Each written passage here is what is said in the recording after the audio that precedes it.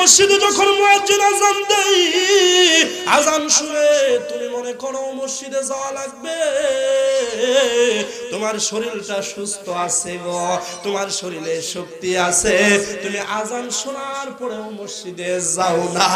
আর আল্লাহর নবী একবার হুঁশ হয়, একবার বেহুশ হয়, তবুও নবীজি জামাতে নামাজ পড়া বাদ দিতে চাই না।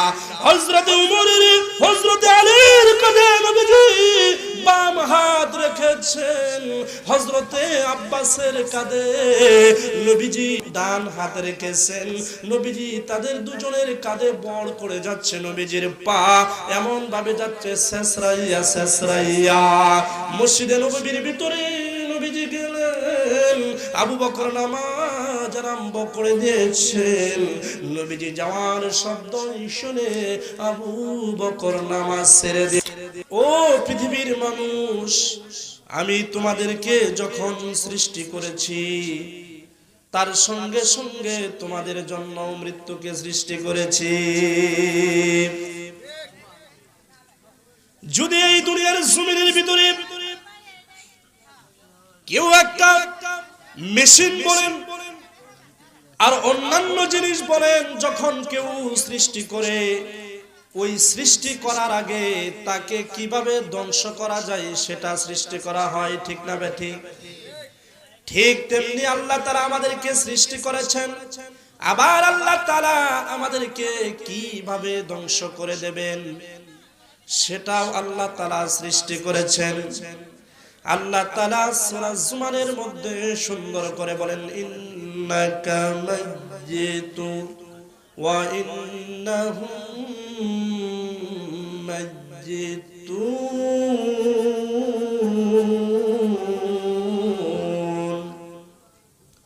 একটু আল্লাহু আকবার বলা যায় না?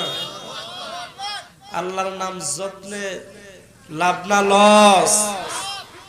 তাফসীর ইবনে কাসিরের দ্বিতীয় খণ্ডে এসেছে, বান্দা যখন আল্লাহর নাম মুখটারে ফুলাইয়া লয়, তার আমল নামায় 4000 নেকি দেয়।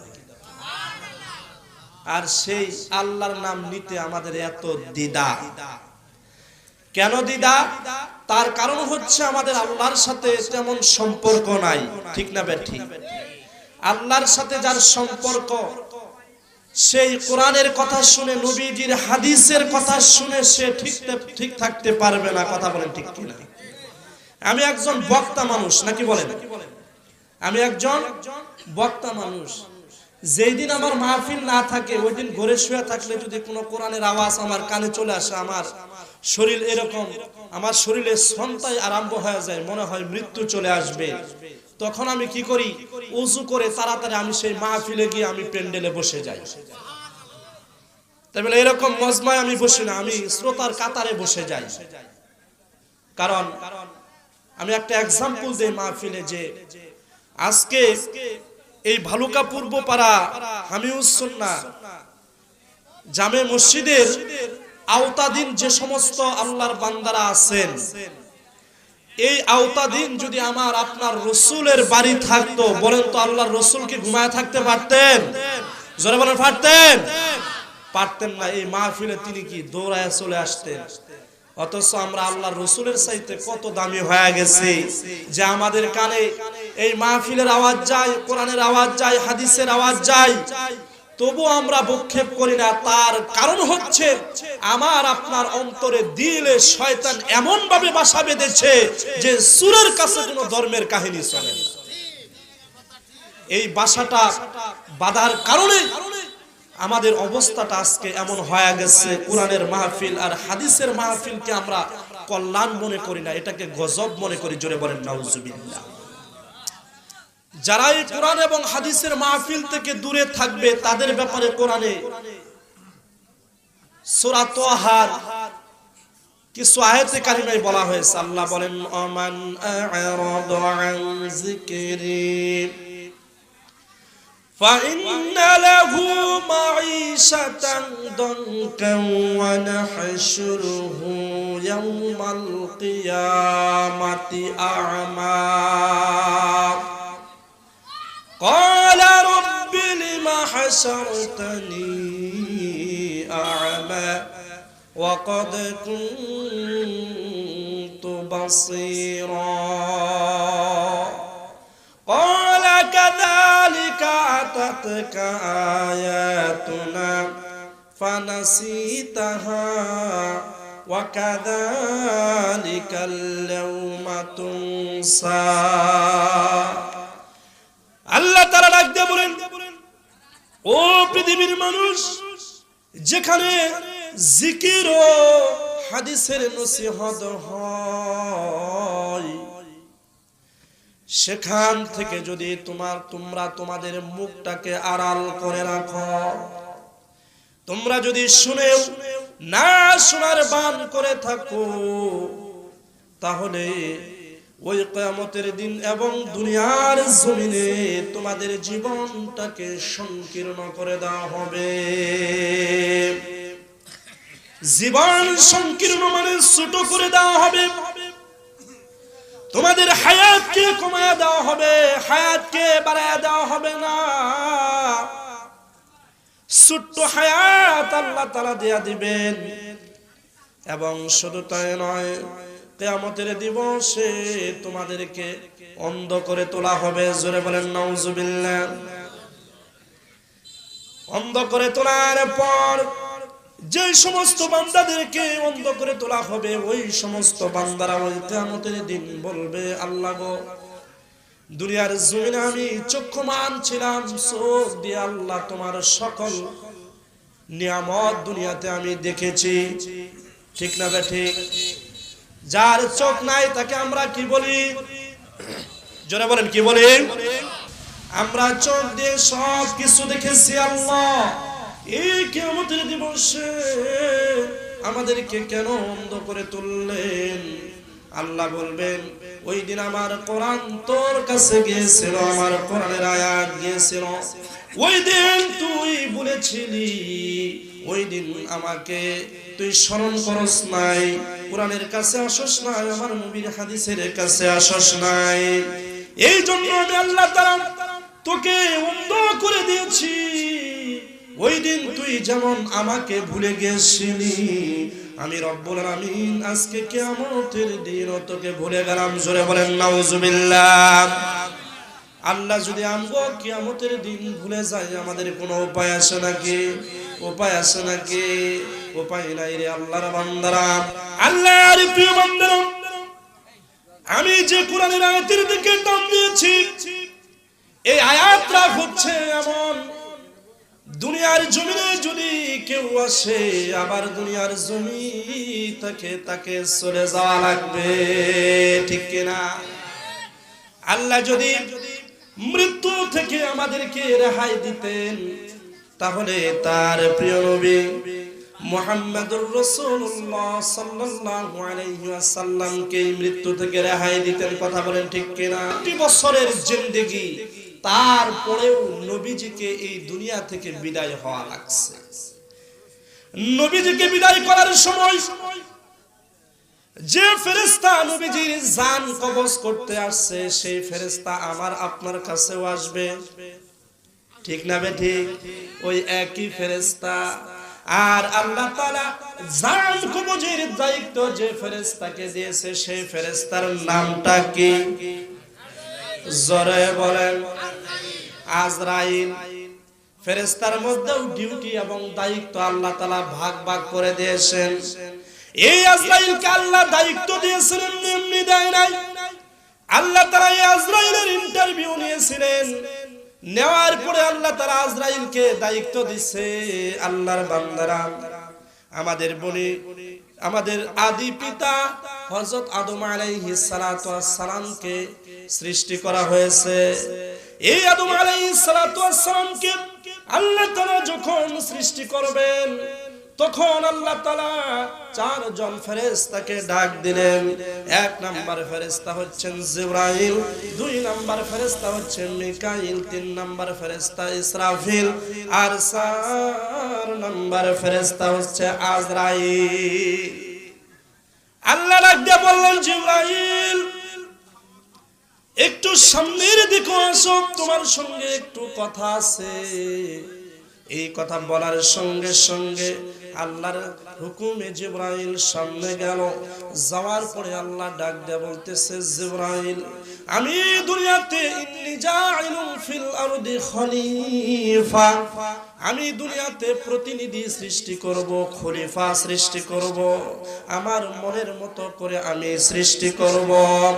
এই কথা বলার পর জিবরাইলকে বলতেছে, জিবরাইল, ওই জমি থেকে এক মুঠো মাটি নিয়ে আসো, আমি আদি পিতা হযরত আদমকে আমি সৃষ্টি করব। জোরে বলেন মারহাবা। আমরা কিসের তৈরি?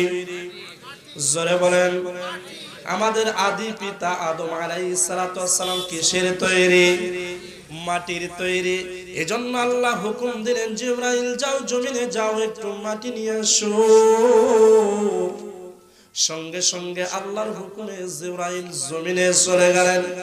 যাওয়ার পরে জমিনের উপরে থাবা মারছে। আল্লাহর প্রিয় বান্দারা, এই যে দুনিয়ার জমিনে আল্লাহ তাআলা আমাদেরকে 5টি হাত, 5টি আঙ্গুল দিয়েছে একটি হাতে। এই হাতে যদি আমি মাটি নেই, বড় জোর 1 কেজি মাটি নিতে পারবো, এর বেশি নিতে পারবো নাকি? কিন্তু আল্লাহর বান্দারা, জিবরাইল আলাইহিস সালাতু ওয়াস সালামের হাত যে কেমন, এটা বলাই কঠিন। কথা বলেন ঠিক কিনা? জিবরাইল কতটুকু লম্বা, কতটুকু দৈর্ঘ্য, কতটুকু প্রস্থ, আল্লাহ ব্যতীত দুনিয়ার কোন মানুষ জানে না। জানে? জানে না। কিন্তু উদাহরণ দিয়েছে যে একজন ফেরেশতার দৈর্ঘ্য, একজন ফেরেশতা এমন লম্বা, সারা পৃথিবীর সাগরের পানিগুলি দিয়ে যদি তার মাথায় ডালা হয়, ওর বুক পর্যন্ত পানি আসার আগেই পৃথিবীর সব পানি শুকিয়ে যাবে। তাহলে ফেরেশতাটা কত লম্বা, কোরআন হাদিসে কোন জায়গায় নাই। আর আল্লাহ কত হাজার ফেরেশতা সৃষ্টি করেছে, এর নির্দিষ্ট কোন হিসাব নাই। তাহলে ফেরেশতাটা তো কম বড় না, তার হাতগুলা কত বড়। নবীজি জিবরাইলকে 2 বার দেখেছে। জোরে বলেন মারহাবা। দেহার পরে বেহুশ, দেহার পরে কি বেহুশ। লাহু সিত্তু মিআতা জানা, জিবরাইলের 600 ডানা আছে। জোরে বলে আল্লাহু আকবার। জোরে বলে আল্লাহু আকবার। 600 ডানা আছে। এরকম একটা ডানা দিয়ে বাড়ি মারলে 6000 কিলো চলে যায়। জোরে বলে আল্লাহু আকবার। সেই জিবরাইল এরকম মাটির মধ্যে এমন জোরে থাবা মারছে, মাটি লড়ে গেছে। যাওয়ার পরে মাটি জবাব দিয়ে আওয়াজ দিয়ে বলে, আল্লাহর ফেরেশতা জিবরাইল, আল্লাহর কসম, 1 মুঠ মাটি নিও না, কারণ আমার বড় কষ্ট হয়। মাটির উপরে আঘাত করলে মাটির কষ্ট হয় কি হয় না? মাটির কষ্ট হয়। এজন্য মাটি বলছে, আল্লাহর ফেরেশতা জিবরাইল, আমাকে কষ্ট দিও না, কারণ জিবরাইল হচ্ছে একজন দয়ালু ফেরেশতা। সুবহানাল্লাহ। কোন দয়া বেশি জিবরাইলের, মনে কি দয়া বেশি। মাটি যখন বলছে, আল্লাহর ফেরেশতা, আমি বড় ব্যথা পাই, আমি বড় কষ্ট পাই, এই কথা শোনার সঙ্গে সঙ্গে জিবরাইলের ভিতরে দয়া হয়ে গেছে। মাটি আর নেই নাই, আল্লাহর দরবারে জিবরাইল ফিরে গেছে। আল্লাহ ডাক দিয়ে বলেন, জিবরাইল, তোমাকে আমি বললাম মাটি আনতে, আমি বনি আদম সৃষ্টি করব, কেন তুমি মাটি আনলা না? কয়, আল্লাহ গো, যেমনি মাটির উপরে খামসা মারছি, অমনি মাটি বলে, তোমার আল্লাহর কসম, তুমি মাটি নিও না। এই কথা বলার সঙ্গে সঙ্গে আল্লাহ সেখানে আপনার নাম উল্লেখ করার সঙ্গে সঙ্গে আমার দয়া হয়ে গেছে, এজন্য তো আমি মাটি আনতে পারি নাই। আল্লাহ কয়, জিবরাইল, তোমার দিয়ে কাজ হইব না। সুবহানাল্লাহ। এবার আল্লাহ তাআলা জিবরাইলকে বাদ দিয়ে মিকাইলকে বললেন, মিকাইল ফেরেশতার দায়িত্বটা কি? জিবরাইল ফেরেশতার দায়িত্ব হচ্ছে ওহী নিয়ে যাওয়া, মানে সংবাদ নিয়ে যাওয়া। কথা বলেন ঠিক কিনা? নবী যখন কোনো বিপদে পড়তেন সঙ্গে সঙ্গে জিবরাইল ওহী নিয়ে যাইতেন। নবী যখন কোনো বিপদে পড়তেন কোরআনের আয়াত নিয়ে সঙ্গে সঙ্গে নবীজির কাছে যাইতেন। এজন্য জিবরাইলকে বলা হয় ওহী এবং সংবাদ পাঠানো ফেরেশতা। মিকাইল ফেরেশতার দায়িত্ব হচ্ছে যখন দুনিয়ার জমিনে বৃষ্টি প্রয়োজন, আল্লাহ হুকুম দেয়, ওরে মিকাইল ওই জায়গায় ওই জেলায় বৃষ্টি দাও।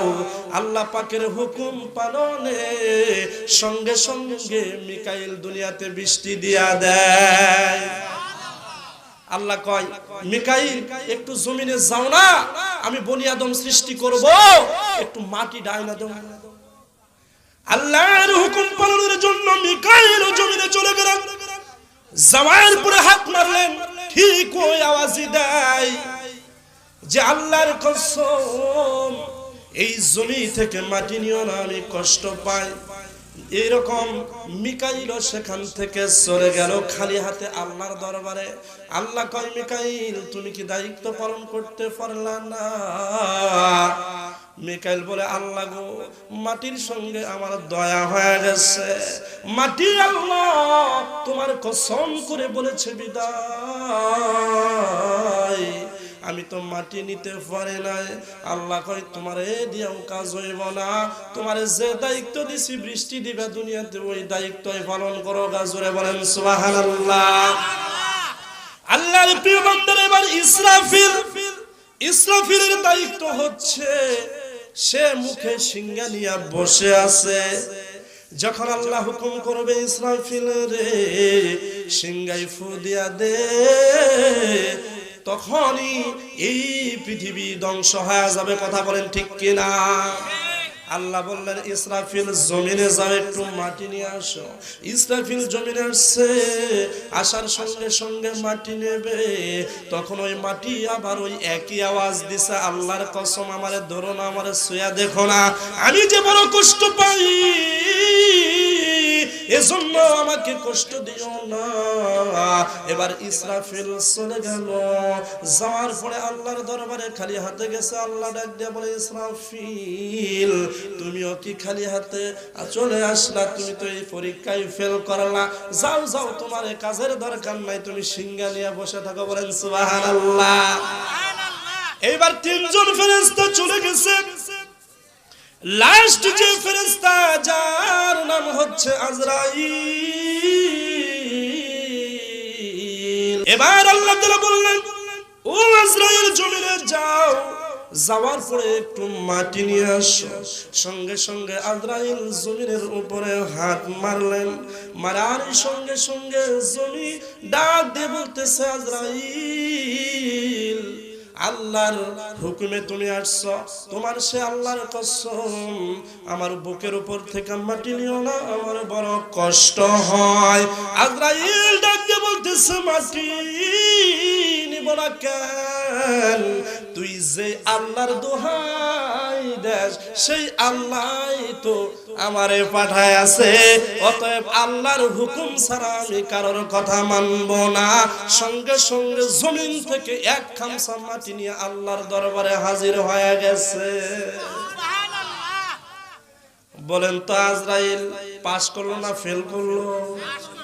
পাস করছে। আল্লাহ আজরাইলের প্রতি খুশি হয়েছে। বান্দার প্রতি, এক বান্দা আরেক বান্দার প্রতি যখন কোনো খুশি হয়, একটা পুরস্কার ছোট বড় দেয় কি দেয় না? আল্লাহ আজরাইলের প্রতি খুশি হয়ে গেছে। এজন্য আল্লাহ তাআলা আজরাইলকে বলতেছে, আজরাইল তোমার একটা দায়িত্ব দেব। সুবহানাল্লাহ বলেন। এখন আল্লাহর হুকুম তো আজরাইলকে পালন করতে হয়। যখন আল্লাহ তাআলা আজরাইলকে দায়িত্ব দেবে, আজরাইল ডাক দিয়ে বলে, আল্লাহ গো, কি দায়িত্ব দিবেন? কয় দায়িত্ব হচ্ছে এই, দুনিয়াতে যত মানুষ আমি সৃষ্টি করব, সব মানুষগুলির জান তোমাকে কবজ করতে হবে। আল্লাহর প্রিয় বান্দারা, সঙ্গে সঙ্গে আজরাইল দুই পা পিছিয়ে গেলেন। যাওয়ার কারণ কি?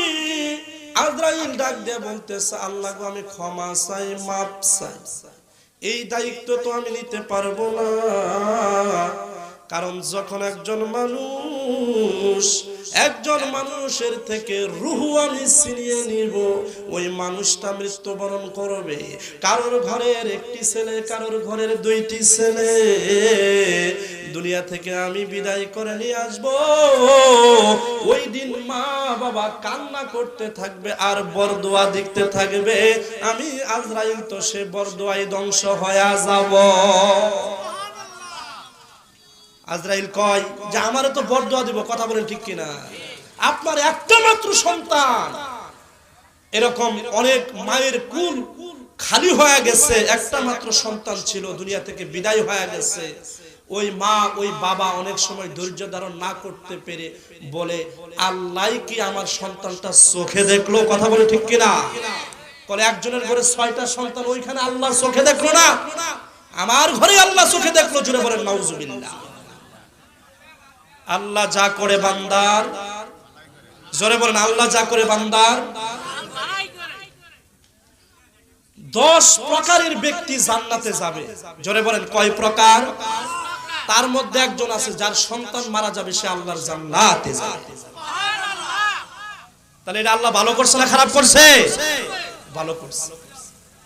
আল্লাহর প্রিয় বান্দারা, যখন আজরাইল এই কথা বললেন, বলার সঙ্গে সঙ্গে আল্লাহ বললেন, না না আজরাইল, তোমার কোনো টেনশন নাই, তোমার কোনো চিন্তা নাই।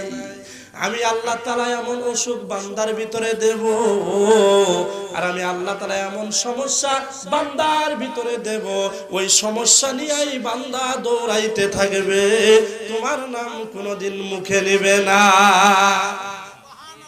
ঠিক না বেটি? অ্যাক্সিডেন্ট হয়ে মারা গেছে, কার দোষ? কবেন না ভাই, পিছন থেকে গাড়িটা মাইরা দেয়া শেষ হয়ে গেছে। ঠিক না বেটি? 3 দিন আগে থেকে জ্বর, বললাম হাসপাতালে নিয়ে যাও, গেল না, এই যে আজকে মারা গেল। আরে জ্বর আসছিল, জোরে বলেন কি আসছিল? আগের জামানায় যারা আগের জামানার মানুষ আছেন তারা দেখছেন যে এরকম ডায়রিয়া, পাতলা পায়খানা হইলে ওই বাড়িতে কেউ যাইতো না। ঠিক না বেটি? যে আমার আব্বা বলছে যে আমার দাদির এরকম বোন ছিল, সে এরকম ডায়রিয়া পাতলা পায়খানা মারা গেছে। আমার আব্বা তাবলীগ করতেন, পাতলা পায়খানায় মারা গেছে। তখন এরকম তার লাশ যে কেউ নামাবে এটা সাহস পায় না, আব্বা নিজে একাই নামাইছে।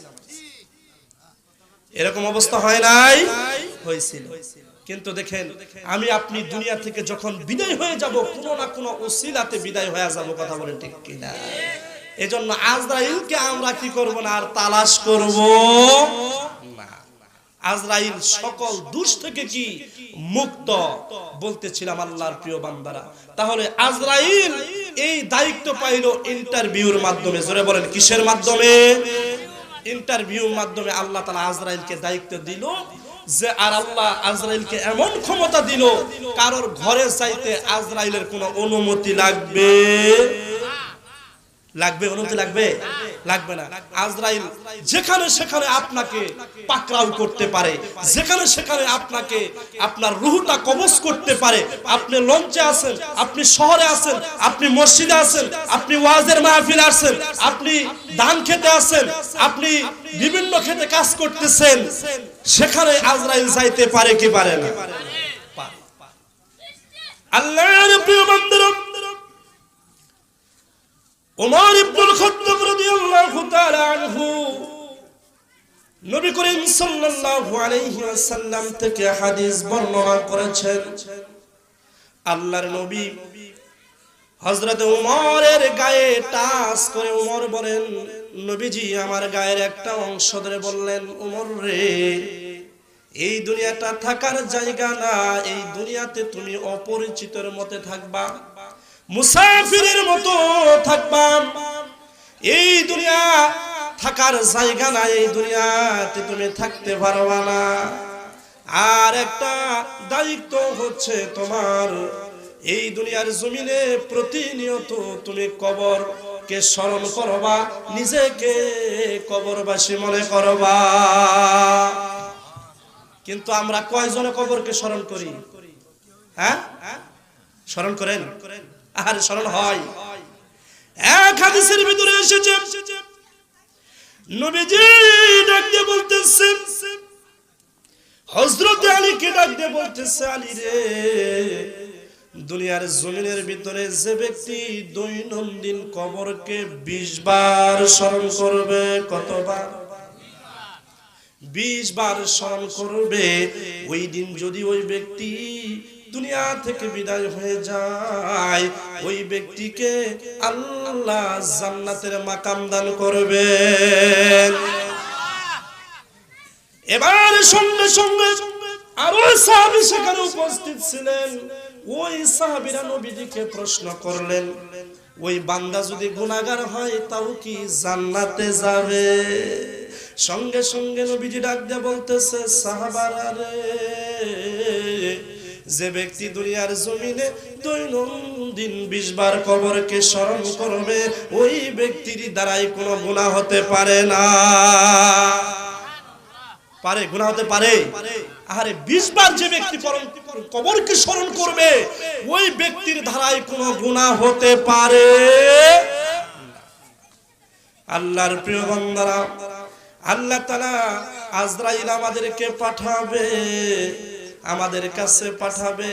হযরত ওমর আরো বলেন, হযরত ওমর তার সঙ্গীদেরকে সাক্ষী রেখে বলেন, তোমরা শোনো, যখন সন্ধ্যা হবে সকালের চিন্তা করো না, যখন সকাল হবে তখন সন্ধ্যার চিন্তা করো না, কারণ যে কোনো সময় তুমি দুনিয়া থেকে বিদায় হতে পারো।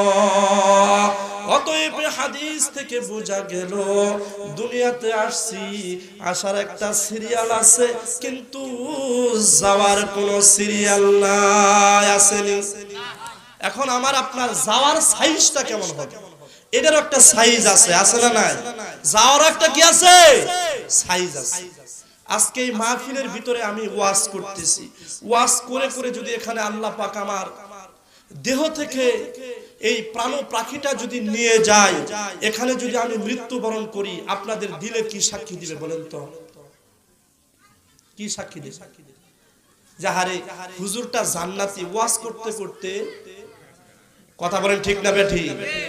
হুজুরটা জান্নাতি, ওয়াজ করতে করতে এখানে মৃত্যুবরণ করছে। আর আপনারা হচ্ছেন শ্রোতা। আপনারা যদি এই শ্রোতা থেকে একজন মানুষ এই মুহূর্তে মৃত্যুবরণ করে, বলেন তো আমাদের দিলে কি সাক্ষী দেবে? ওই শ্রোতাটাই কি জান্নাতে? এই রাস্তাটা কার? জোরে বলেন কার?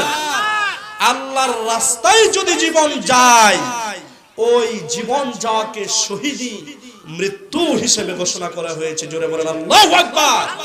আরো জোরে বলেন আল্লাহু আকবার। তাহলে মৃত্যুর একটা কি আছে? সাইজ আছে।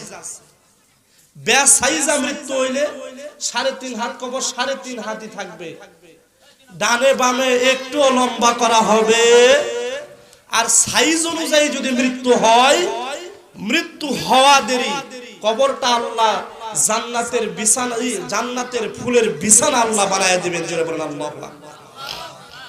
বলতেছিলাম আল্লাহর প্রিয় বান্দারা, এই দুনিয়া থাকার জায়গা, এই দুনিয়া থেকে আমাদেরকে একদিন চলে যেতে হবে রে আল্লাহর বান্দারা।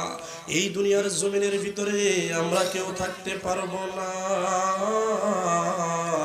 আমাদের নবী দুনিয়াতে এত আশা নিয়ে এসেছিলেন, উম্মতের জন্য এত মহব্বত করেছেন, সেই নবী দুনিয়াতে থাকতে পারে নাই, তাহলে আমরা কিভাবে থাকতে পারবো দুনিয়াতে?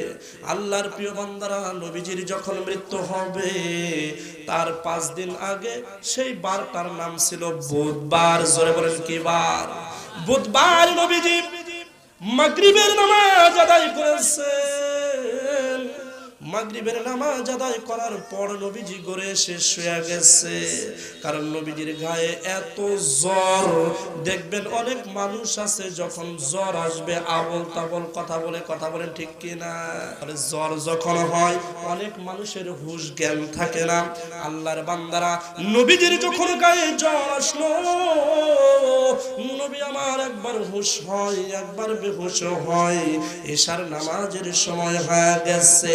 মসজিদে নববীর ভিতরে নবীজির প্রাণ প্রিয় মুসল্লিরা অপেক্ষা করতেছে, কারণ নবীজির ইমামতি ছাড়া কেউ নামাজ পড়বে না।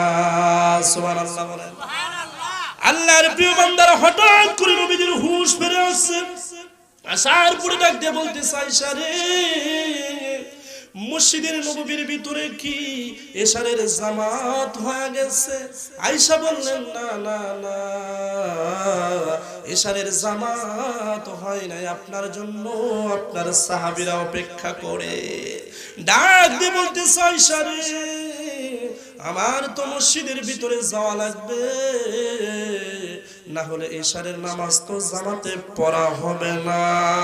জ্বর অবস্থায় আয়েশারে বললেন, আয়েশা রে, আমার মাথায় 3 মশক পানি ঢালো। 3 বার আয়েশা রাদিয়াল্লাহু তাআলা আনহা নবীজির মাথায় পানি ঢালতেছে। নবীজি তবুও তার হুঁশ ফেরতেছে না। না ফেরার পরে বলতেছে, তাড়াতাড়ি মসজিদে নববীর ভিতরে খবর পৌঁছায়া দাও, আমার প্রিয় সাহাবী আবু বকর যেন ইমামতি করে। জোরে বলেন আল্লাহু আকবার। আবু বকরকে ইমামতির দায়িত্ব দিয়া দিলেন। যখন মসজিদ আজ হয়ে গেল, আবু বকর ইমামতি করো। সঙ্গে সঙ্গে আবু বকর বলে, আহারে, আমার এত বড় দায়িত্ব নবীজি কেন দিল? কারণ নবীজি যখন অসুস্থ হইতেন সাহাবারা খুব চিন্তা করতেন, কারণ সাহাবারা তার পরিবার পরিজন দিন দুনিয়ার চাইতে তার নবীকে বেশি ভালোবাসতেন। কথা বলেন ঠিক কিনা? তার নবীকে বেশি ভালোবাসতেন, এজন্য সাহাবীরা চিন্তিত, নবী কেন আজকে এশারের জামাতে শরীক হবে না? আল্লাহর বান্দারা সঙ্গে সঙ্গে হযরত আবু বকর ডাক দিয়ে বললেন, ভাই ওমর, তুমি একটু নামাজে ইমামতি করো। আমরা অনেক সময় মসজিদের মধ্যে 2-3টা হুজুর দেখলে আমরা বলি, হুজুর আপনি পড়ান, আরেকজন আরেক হুজুর পড়ান বলে কি বলে না? ঠিক তেমনি আবু বকর ডাক দিয়ে বলতেছে, ভাই ওমর, তুমি একটু নামাজের ইমামতি করো। এই কথা বলার সঙ্গে সঙ্গে ওমর ডাক দিয়ে বললেন, এই মসজিদের নববীর ইমাম সবাই হতে পারবে না। আল্লাহ যাকে সিলেক্ট করবে, যাকে নির্ধারণ করবে, আর আল্লাহর নবী যাকে ভালোবাসবেন, মহব্বত করবেন, সেই ইমামতি করতে পারবে। এই কথা বলার সঙ্গে সঙ্গে হযরত ওমর বললেন, এই হাউজের মধ্যে যতগুলি সাহাবী আছে সব সাহাবীর চাইতে আবু বকর তুমি দামি সাহাবী, এজন্য নবীজি তোমাকে ইমামতি করতে বলছে। সঙ্গে সঙ্গে আল্লাহর প্রিয় বান্দারা আবু বকর ইমাম হয়ে গেলেন, এশারের নামাজ পড়ালেন। পরের দিন এরকম ফজরের নামাজ পড়ালেন। যোহরের নামাজের আগে নবীজি আবার হুঁশ হয় আবার বেহুশ হয়। এবার ডাক দিয়া বললেন, বিবি রে, মসজিদে নববীর কি যোহরের নামাজ শেষ হয়েছে না? সাহাবারা আপনার জন্য বসে আছে, ও নবী, আপনি যতক্ষণ না যাবেন ততক্ষণ তো নামাজ আরম্ভ হবে না। আল্লাহর বান্দারা সঙ্গে সঙ্গে নবীজি বললেন, আমার মাথায় 7 মশক পানি ঢালো। আম্মা জান আয়েশা বলে, আমি গুনে গুনে নবীজির মাথায় 7 মশক পানি ঢালছি, নবীজির তবু হুঁশ ফিরে আসতেছে না। নবীজি ডাক দিয়ে বলেন, কোথায় আমার আলী আছে আর কোথায় আব্বাস আছে? আছে তাদেরকে ডাক দাও, তারা আমার কাছে আসুক, আমি তাদের কাঁধে ভর করে মসজিদে নববীর ভিতরে যাব। জোরে বলেন আল্লাহু আকবার। ও আল্লাহর প্রিয় বান্দারা, এই দুনিয়ার জমিনের ভিতরে মসজিদে যখন মুয়াজ্জিন আযান দেয়, আযান শুনে তুমি মনে করো মসজিদে যাওয়া লাগবে, তোমার শরীরটা সুস্থ আছে গো, তোমার শরীরে শক্তি আছে, তুমি আযান শোনার পরেও মসজিদে যাও না। আর আল্লাহর নবী একবার হুঁশ হয়, একবার বেহুশ হয়, তবুও নবীজি জামাতে নামাজ পড়া বাদ দিতে চাই না। হযরত উমরের, হযরত আলীর কাঁধে নবীজি বাম হাত রেখেছেন, হযরতে আব্বাসের কাঁধে নবীজি ডান হাত রেখেছেন। নবীজি তাদের দুজনের কাঁধে বড় করে যাচ্ছে, নবীজির পা এমন ভাবে যাচ্ছে শেষরাইয়া শেষরাইয়া। মসজিদে নববীর ভিতরে নবীজি গেলেন, আবু বকর নামাজ আরম্ভ করে দিয়েছেন। নবীজি যাওয়ার শব্দ শুনে আবু বকর নামাজ ছেড়ে দিয়েছে। জোরে বলেন আল্লাহু আকবার, জোরে বলেন আল্লাহু আকবার। সঙ্গে সঙ্গে আবু বকরের কাছে গিয়ে নবীজি বসলেন। এখানে দুইটি কথা এসেছেন, হয়তো আবু বকর নিজেই নামাজ পড়েছেন, না হয় নবীজি নামাজ পড়েছেন, কিন্তু আবু বকর মুকাব্বির ছিলেন। জোরে বলেন কি ছিলেন? দেখবেন যে জানাজায় লোক বেশি হয়, ওই জানাজায় একজন মুকাব্বির নেয় কি নেয় না? আল্লাহর প্রিয় বান্দা, সেই সময় আবু বকর মুকাব্বির হয়েছিলেন। আল্লাহর প্রিয় বান্দারা, নামাজ শেষ হয়ে গেল, নবীজি তার সাহাবাদের উদ্দেশ্যে দাঁড়িয়ে কথা বলতে শুরু করলেন। নবীজি বলতেছেন যে তোমাদের মধ্য থেকে এমন এক আল্লাহর বান্দা চলে যাবেন, আল্লাহ বলেছিলেন ওই বান্দা দুনিয়ার জমিনে যতদিন ইচ্ছা থাকতে পারে সে থাকবে, কোনো অসুবিধা নাই, কিয়ামত পর্যন্ত থাকতে পারবে। কিন্তু ওই বান্দা আল্লাহর ওই হুকুমের থাকাটাকে পছন্দ করেন নাই, ওই বান্দা পছন্দ করেছেন আল্লাহর সঙ্গে দিদার লাভ করবে। জোরে বলেন আল্লাহু আকবার। কোন সাহাবী সেই কথা বুঝতে পারলেন না, শুধুমাত্র বুঝতে পারলেন আবু বকর। আবু বকর সঙ্গে সঙ্গে চোখের পানি ছেড়ে দিয়েছে। আবু বকর বলতেছে যে এই কথা নবীজি বলেছে, কোন সাহাবী বুঝতে পারে নাই। এই কথা তো নবীজি নিজের কথা নিজে প্রকাশ করে বলে নাই, কারণ সাহাবারা কষ্ট পাবে। নবীজি অন্যভাবে কথাটা বলেছেন, কিন্তু আবু বকর সেই কথা শুনিয়া ডুকরে ডুকরে কান্না আরম্ভ করে দিলেন। সাহাবারা কথা বুঝতে পারলেন না, আবু বকরের দিকে তাকাইয়া আছে। আবু বকর কেন কান্দে? আবু বকর এই জন্য কান্দে, দয়ার নবী, প্রাণের নবী যখন বলেছে এই দুনিয়ায় আর থাকবে না, আল্লাহর দেশে চলে যাবে, অতএব আমার নবী ছাড়া আর কেউ না। জোরে বলেন আল্লাহু আকবার। আল্লাহর নবী আরো বললেন, আমি যদি দুনিয়াতে বন্ধুরূপে কাউকে গ্রহণ করতাম, তাহলে আমি আবু বকরকেই বন্ধুরূপে গ্রহণ করতাম। জোরে বলেন আল্লাহু আকবার। এই তোমরা শুনো, এই দুনিয়ার জমিনের ভিতরে হযরতে আবু বকর আমাকে সম্পদ দিয়ে সাহায্য করেছেন। আবু বকর ছিলেন একজন ধনাঢ্য ব্যক্তি, তার যত সম্পদ ছিল নবীজির কথায় সব আল্লাহর রাস্তায় দান করে দিয়েছিলেন। আল্লাহর নবী বলেন, আবু বকরকে আমি বন্ধুরূপে গ্রহণ করতাম, যদি আরো আমি দুনিয়ার জমিনে থাকতে পারতাম। আল্লাহর প্রিয় বান্দারা, ওই দিন নবীজি তার জীবনের শেষ সালাত আদায় করে বাড়িতে চলে গেলেন। যাওয়ার পরে বাড়িতে গিয়ে দেখেন তার প্রিয় মা, তার প্রিয় মেয়ে ফাতেমাতুজ জোহরা কাঁদতেছে। আল্লাহর প্রিয় বান্দারা, নবীজি তাড়াতাড়ি বিছানায় শুইয়া গেলেন। যাওয়ার পরে বলতেছে কলিজার টুকরা মা গো ফাতিমা, আমি যে তোমারে কত মহব্বত করি আমি তো বুঝাইতে পারবো না গো মা, আমি যে বড় অসুস্থ মানুষ মা গো, তুমি যদি আমার সামনে কান্না করো আমার যে বড় কষ্ট হয়ে যাবে। যখন দেখবেন মা বাবা অসুস্থ হয়ে পড়ে তখন ছেলের চাইতেও মেয়ে বেশি কাঁদে। কথা বলেন ঠিক কিনা? তার প্রিয় মেয়ে ফাতিমাতুজ জোহরা কাঁদতেছে। নবীজি বলতেছে ফাতিমা রে, তোমার কানটা একটু আমার মুখের কাছে নিয়ে আসে। মুখের কাছে যখন নিয়ে আসলেন, আসার পরেই বলতেছেন নবীজি ও ফাতেমা তুমি কেঁদো না, কেঁদো না, আমি দুনিয়া থেকে যাওয়ার পর আমার বংশের মধ্যে সর্বপ্রথম তোমার সঙ্গে আমার সাক্ষাৎ হবে।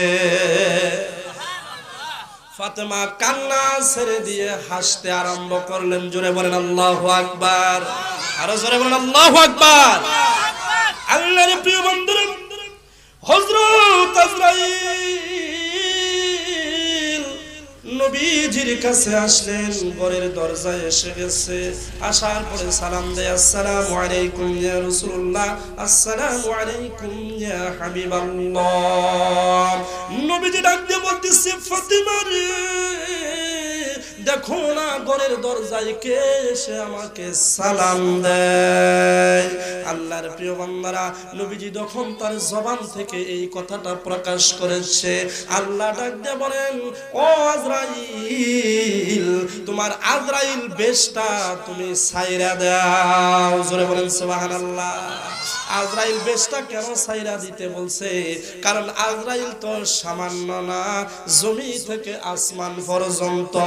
এইটা যদি ফাতেমা দেখা ফেলা তাহলে ফাতেমা তো বেহুশ হয়ে যাবে। আর আমার নবী জবান দিয়ে বলেছে মা গো দেখো কে আসছে দরজার কাছে, আমার নবীজির কথাও মিথ্যা হয়ে যাবে। এজন্য সঙ্গে সঙ্গে ফাতেমা যখন দরজা খুললেন, খোলার পরে তাকাইয়া দেখলেন আসমান আর জমি বরাবর সাদা দবদবে একটা কাপড় পরে কে যেন দাঁড়ায় আছে। ফাতেমা দৌড়াইয়া গেলেন, যাওয়ার পরে বলতেছেন বাবা গো, দরজার সামনে যাকে দেখলাম তাকে মক্কা মদিনায় আর আমি কোনোদিন দেখি নাই। নবী আমার চোখের পানি ছেড়ে দিয়ে বললেন ফাতেমা রে, ওইটার কেউ না, ওইটা হচ্ছে মালাকুল মাউত আজরাইল, যে আজরাইল মানুষের জানগুলি কবজ করে নেয়। এই কথা শোনার সঙ্গে সঙ্গে ফাতেমা ডুকরে ডুকরে কাঁদতে আরম্ভ করলেন। নবীজি ডাক দিয়ে বললেন ফাতেমা রে কেঁদো না, যে একবার দুনিয়াতে আসছে তাকে অবশ্যই অবশ্যই দুনিয়ার জমি ছেড়ে চলে যেতে হবে। এই দুনিয়া থাকার জায়গা না রে ফাতেমা, তুমি চলে যাবা, তোমার স্বামী আলী চলে যাবে, হাসান হুসাইন চলে যাবে, কেউ এই দুনিয়ার জমিনের ভিতরে থাকতে পারবে না। আল্লাহর প্রিয় বান্দারা, আজরাইল আলাইহিস সালাতু ওয়াস সালাম যখন কোন মানুষের জান কবজ করতে যায় কোনো অনুমতি নেয় না, কিন্তু নবীর ঘরে যাবেন অনুমতি নিয়ে। নবীর ঘরে এবং যার ডাইরেক্ট বলতেছে নবী গো আপনি যদি ইচ্ছা করেন কিয়ামত পর্যন্ত দুনিয়াতে থাকতে পারবেন, এটা আপনার ইচ্ছা। কিন্তু নবীজি বলছে কিয়ামতের পরে কি আমার মৃত্যু হবে? হ্যাঁ হ্যাঁ অবশ্যই মৃত্যু হবে, কারণ আল্লাহ বলেন ইন্নাকা মাইয়িতুন ওয়া ইন্নাহুম মাইয়িতুন, নিশ্চয় আপনারও মরণ হবে এবং তাদেরও মরণ হবে। আল্লাহর প্রিয় বান্দারা, যখন আজরাইল নবীজির বুকের উপরে হাত রাখলেন, জোরে বলেন কি রাখলেন? আজরাইলের হাত কি সফট নরম তুলতুলে নাকি? আজরাইলের হাত হচ্ছে লোহার হাত। জোরে বলেন কিসের? আরো জোরে বলেন। লোহার হাত। আজরাইল আলাইহিস সালাতু ওয়াস সালাম একজন মানুষের প্রাণ কেড়ে নেয় পা থেকে শুরু করে, জোরে বলেন কি থেকে শুরু করে? পা থেকে। কেন শুরু করে? কারণ পায়ে যদি শক্তি থাকে, মৃত্যুর যে যন্ত্রণা, এই মৃত্যুর যন্ত্রণা মানুষ সহ্য না করতে পেরে মানুষ দৌড় দেবে, এজন্য পাটাকে আগে আজরাইল অবশ করে দেয়, মানুষ যেন সেখানে সরতে লড়তে পারে না। আল্লাহর প্রিয় বান্দারা, যখন নবীজির বুকের উপরে আজরাইল হাত রাখলেন, নবীজি ডাক দিয়ে বলতেছে, আজরাইল রে তুমি এটা কি রাখলা? কয় কে নবীজি, এত সহজ করে জীবনে আমি কোনোদিন কারো জান কবজ করি নাই, যে সহজ করে সুন্দর করে আস্তে আপনার বুকের উপরে আমি হাত রাখলাম। নবীজি ডাক দিয়ে বলতেছে, আজরাইল তুমি জানো না গো, মনে হয় ওই উহুদ পাহাড়টা আমার বুকের উপরে রেখেছো। আল্লাহর প্রিয় বান্দারা, যে নবীর গায়ে মশা মাছি বসা হারাম ছিল, যে নবীর চেহারা দেখে কাফের মুসলমান হয়ে গেছে, যে নবীর হাতের আঙ্গুলের ইশারায় চন্দ্র দ্বিখণ্ডিত হয়ে গেছে, আর সেই নবীর বুকের উপরে হাত রাখলে নবী যদি বলে আমার বুকের উপরে তুমি উহুদ পাহাড় রেখেছো, তাহলে মৃত্যুটা কোনো সহজ বিষয় না, নবীকে ইসার দেওয়া হয় নাই, তাহলে আমার আপনার কি অবস্থা হতে পারে?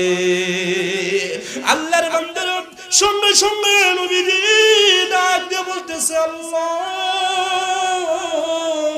দুনিয়ার জমিনের ভিতর থেকে আমার উম্মতদেরকে যদি এত কষ্ট দিয়া জানটা নিয়ে নেন, আমার উম্মত সহ্য করতে পারবে না গো, কারণ আমি নবী নিজেই তো সহ্য করতে পারতেছি না। নবীজি দোয়া করলেন, আল্লাহ গো আমার উম্মতের জানগুলি যেন সহজ করে বের করে নেওয়া হয়, জোরে বলেন আল্লাহু আকবার।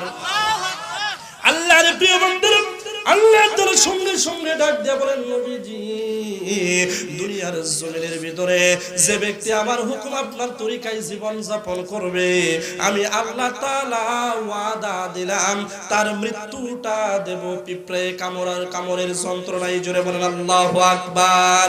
হাদিসে পাকের মধ্যে ঘোষণা আসছে, একজন ব্যক্তি যদি মুমিন হয়, আর সেই ব্যক্তির মৃত্যুটা কেমন হবে, যে এক বস্তা আটার মধ্যে যদি একটা চুল পড়ে থাকে, আর সেই চুলটা যদি টান দিয়ে তোলা হয়, বলেন তো ওই বস্তার আটা কোনো কি টের পাবে নাকি?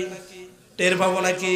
সে বুঝতেই পারবে না। ঠিক তেমনি মুমিন ব্যক্তি যদি মৃত্যুবরণ করে, তাহলে সে বুঝতেই পারবে না যে তার মৃত্যু হয়ে গেছে। অর্থাৎ আপনি যেমন এশারের নামাজ পড়ে ডান কাতে আপনি শুয়ে যান, মুহাম্মাদের তরিকা আপনি পালন করেন, যেভাবে ঘুমায়া যান, ঠিক তেমনি মুমিন ব্যক্তিও ঘুমায়া যাবে। আল্লাহর প্রিয় বান্দারা, সময় আমার জন্য শর্ট করা হয়েছে, জন্য আমি সংক্ষিপ্ত করে দিচ্ছি। আল্লাহর প্রিয় বান্দারা, নবীজির মৃত্যুর কথা শুনিয়া চতুর্দিকে কান্নার রোল পড়ে গেল। হযরত ওমর দৌড়ায় আসছে, সারা মদিনায় খবর হয়ে গেছে